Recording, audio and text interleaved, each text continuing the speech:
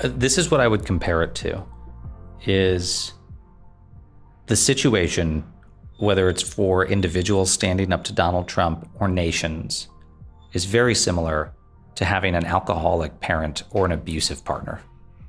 People act the same way, is they know that he's irascible, they know he's dangerous, they know he could hit them at a moment's notice, and so they're trying to reach a sort of détente with him to keep the drunk parent from being angry or retributive while still preserving their ability to survive. Dette del 2 av en litt spesiell utgave av Bak nyhetene, nemlig et eksklusivt intervju med Trump-varsler Miles Taylor. Og lurer du på hva i all verden jeg snakker om nå, så stopp dette og gå til del 1, for der starter vi for begynnelsen av alt det som snudde livet til denne mannen og familien hans helt på hodet. Om trusler mot familien, og at han trodde han ikke kom til å kunne reise ut av landet for den konferansen som han besøkte her i Norge. Vi skal høre mer om hva han mener med at Trump som en alkoholisert forelder, og at vi alle barna, og hva han mener folk som våre folkevalgte dermed bør gjøre når de for eksempel besøker det ovale kontor.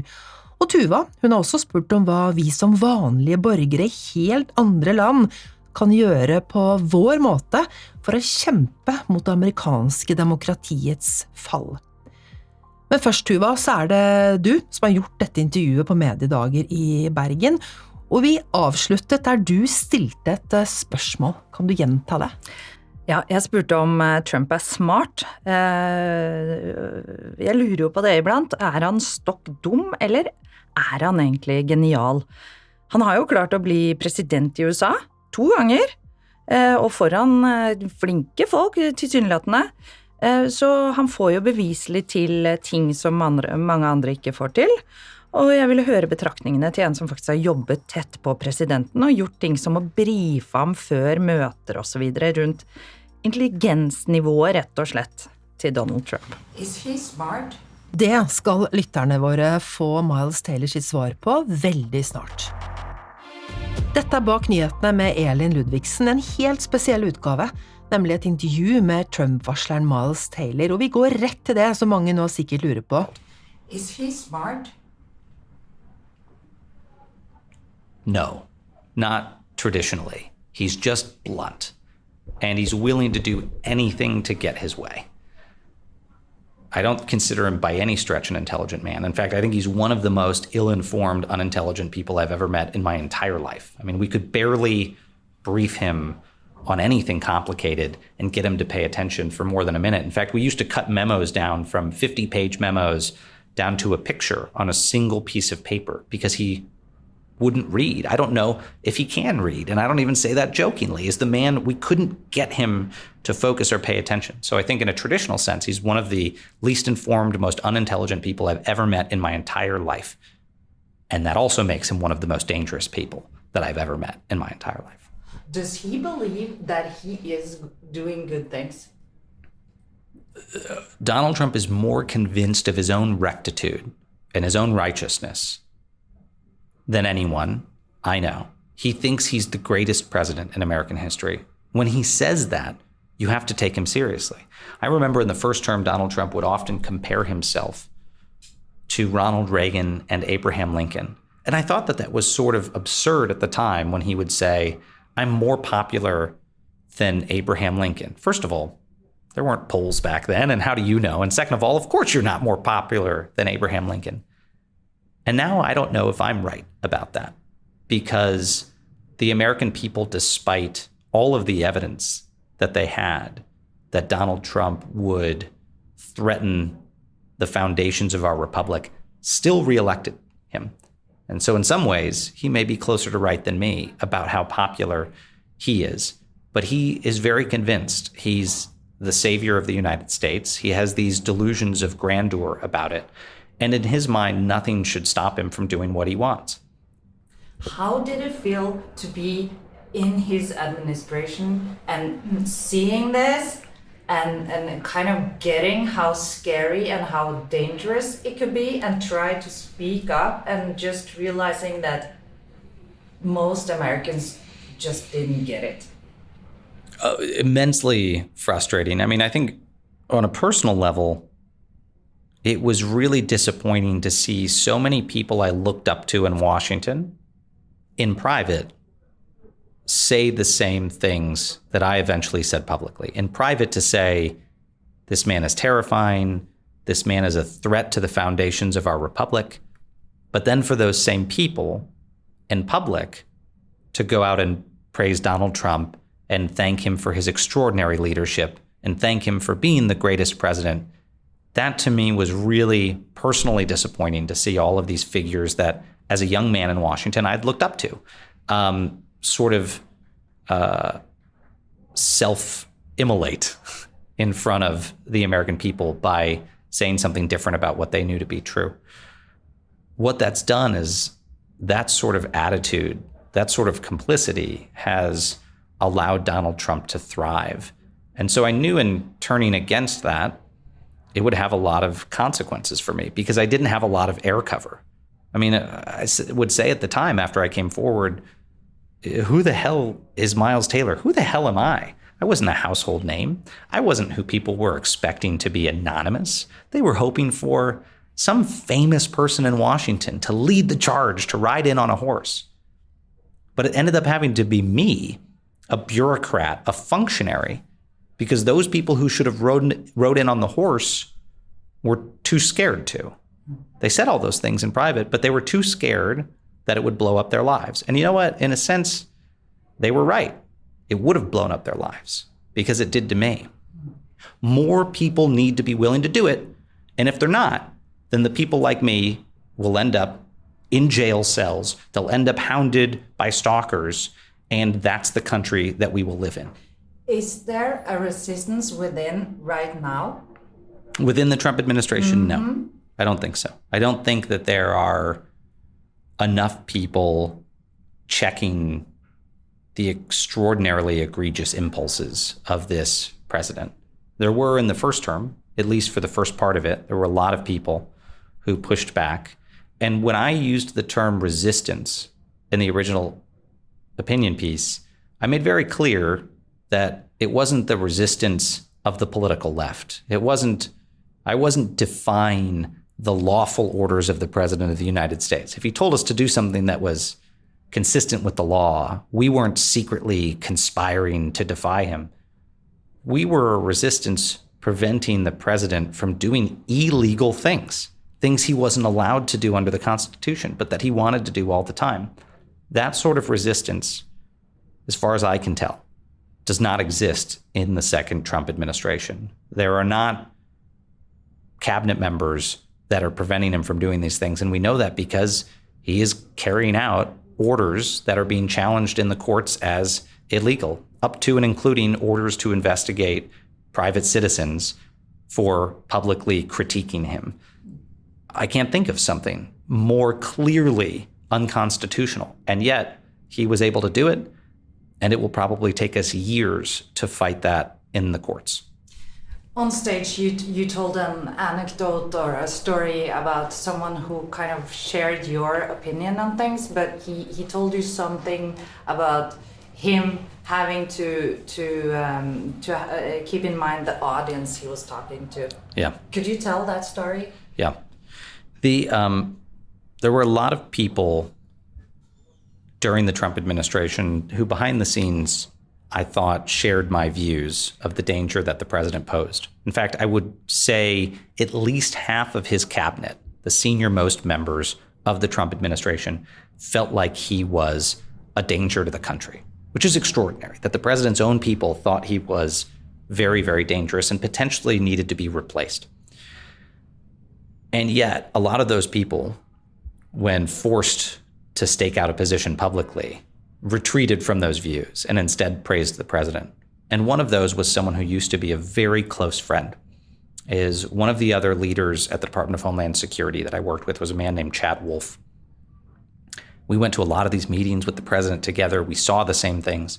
We had the same views of the danger that the president posed to the country. And yet, after I left the administration, Chad was elevated to be the acting head of Homeland Security. And I let him know just before I went public against the president that I was going to do that. And he said to me, well, look, keep my name out of your mouth and I'll keep yours out of mine. In other words, I could go criticize the president and he would just stay silent as the head of Homeland Security.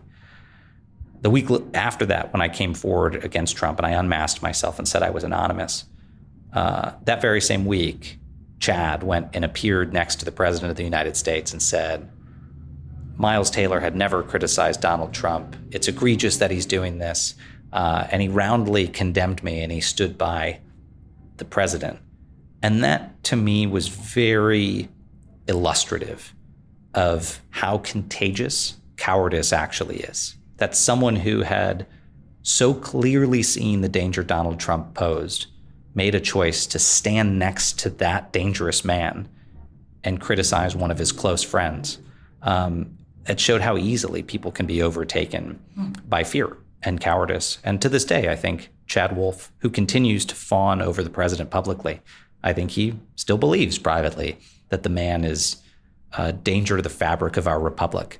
But he is scared to speak out. He's scared about what might happen to his family if he does it. And he has reason to be. Yeah, with good reasons. Did you speak to him about that? After that, I sent him a message. And I said, I thought we had an agreement. And he said, look, I've got an audience that I need to cater to on this end. And he meant an audience of one. He meant he had to make sure the president was not upset with him. But that story, that example, I've seen 1,000 times in Washington of people publicly debasing themselves because they're fearful about what might happen if they tell the truth. We kind of felt that when recently, I don't know if you know, but recently the prime minister and the foreign affairs minister, no, the finance minister, sorry, they went over there and met him. And a lot of people were kind of disappointed they didn't confront him more. But I think that might be the thing that you're saying. They were afraid that they would, it seems very easy to trigger him. And also, I think, but I don't know, and I would love your view on, I think they are trying to kind of keep a good tone, so because it gets even worse if they can't even talk to him. Mm-hmm. This is what I would compare it to, is the situation, whether it's for individuals standing up to Donald Trump or nations, is very similar to having an alcoholic parent or an abusive partner. People act the same way. Is they know that he's irascible, they know he's dangerous, they know he could hit them at a moment's notice, and so they're trying to reach a sort of détente with him to keep the drunk parent from being angry or retributive while still preserving their ability to survive. And at some point, whether you have an alcoholic parent or you're in an abusive relationship, at some point, enough is enough and you realize you have to put yourself first. And I think countries are in different phases of that with Donald Trump right now. But anyone who's ever been in a relationship like that or a situation like that knows almost always they stay far too long. They wait far too long and then the worst happens. And it's the same with Donald Trump. Is if you don't stand up to him sooner, then he's going to get you to do things that you would have never imagined doing. He'll get you to accept behavior you would never imagine accepting if you continue to stay in that cycle. It is an abuse cycle. And I think it's really important for leaders. I think it's important for countries to think about that, is by lording these threats over European governments, Donald Trump will steadily try to get them to accept things they would never accept. Peace agreements in Ukraine that perhaps won't look like real peace, accommodation with the Chinese government that they maybe never would have agreed to. In slow gradations, he will get us all to abdicate our values by lording those threats over us. And that's something that's, I think, very important for governments to think about early in his term. Do you think they should speak more clearly their views to him? I do. Yeah. I do. And though it will look like Zelensky and Trump? Well, and I think privately, nowhere have we seen more extraordinary bravery in that regard than Zelensky. Is no one had more to lose of any European government than Zelensky Literally the life of his country and the lives of his people depended on him not standing up to Donald Trump and just accepting whatever deal Donald Trump gave him, just saying, yes, sir, I'll do whatever you want. No one had a greater incentive to do that. And yet that man had extraordinary courage to say, how you're treating me is unacceptable. How you're treating me is humiliating. If European leaders don't show that type of courage, they don't deserve to have their offices. Snart skal vi blant annet høre hva godt Miles Taylor mener kan komme ut av at Donald Trump president. Du hører på Bak nyhetene, en spesialutgave der Tuva og Jorfald snakker med Trump-varsler Miles Taylor. It's so interesting because, we see this all the time from the European point of view and or the European medias, and I actually, for a while, I was under the impression that European medias made it worse because I was in the US during the election, and everybody I talked to, even, people from my profession and everything, they would say that, he's not great, but still he's the best option. And he's strong, he will defend us and stuff like that. And I was like, maybe it's not that bad. And I came back to Europe and it was like, really the headlines were like, okay, the world will now, go under. But I would say that it is worse than the European headlines would suggest. And I say that as a lifelong Republican and a conservative. This is just the tip of the iceberg.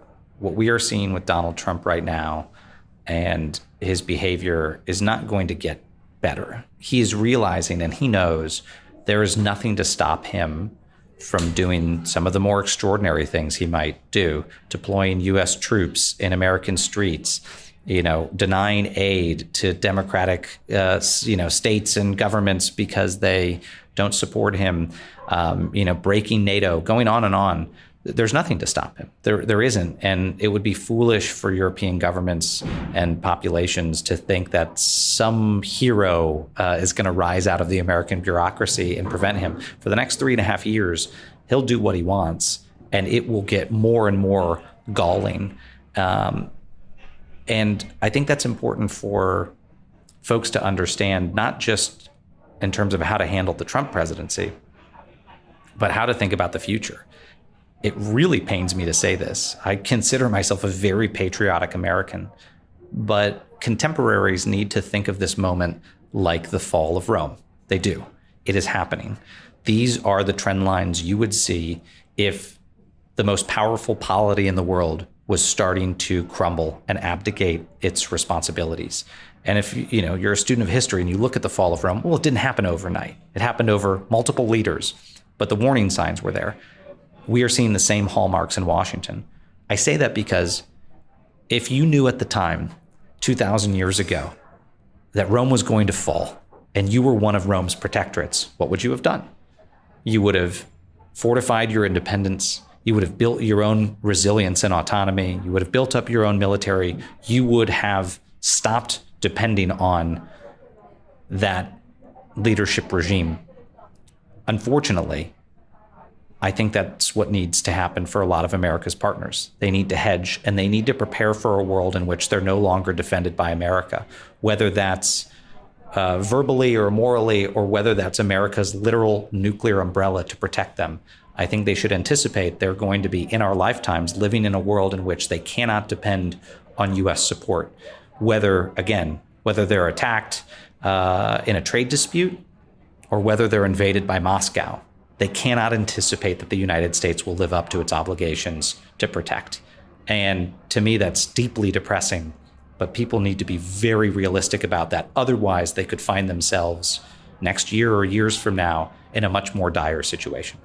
Me and other people who love the States, should we go? Because a lot of people are canceling their plans to go to the United States. What is best for, the United States right now? I would have said, just after Trump was reelected, even I would have said, don't cancel your plans to come to America. Come visit the United States and appreciate what an extraordinary country it is.